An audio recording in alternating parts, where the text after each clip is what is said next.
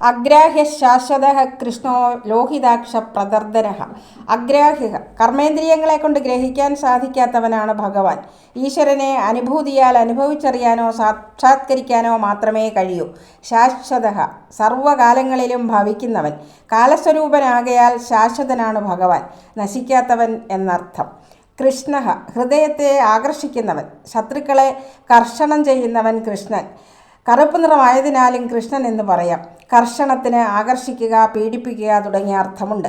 ലോഹിതാക്ഷ രക്തവർണമായ കണ്ണുകളുള്ളവൻ. പ്രദർദന പ്രളയകാലത്ത് എല്ലാ ജീവികളെയും ഹിംസിക്കുന്നവൻ. പ്രഭൂത ജ്ഞാനമൈശ്വര്യം തുടങ്ങിയ ഗുണങ്ങളോട് കൂടിയവൻ. ത്രികഗുപ്ധാമ ഊർദ്ധഭാഗം, മധ്യഭാഗം, അധോഭാഗം എന്നീ 3 ദിക്കുകൾക്ക് ആധാരമായിട്ടുള്ളവൻ. 3 വേദങ്ങൾ, 3 ഗുണങ്ങൾ, ഇവയ്ക്കെല്ലാം ആധാരമെന്നും അർത്ഥമുണ്ട്. പവിത്രം എല്ലാറ്റിനെയും പവിത്രമാക്കുന്നവൻ. മംഗളം പരം എല്ലാ അശുഭങ്ങളും ദൂരീകരിക്കുന്ന മംഗളസ്വരൂപനും എല്ലാ ഭൂതങ്ങളിലും വെച്ച് ഉത്തമമായും ഇരിക്കുന്നവനാണ് ഈശ്വരൻ.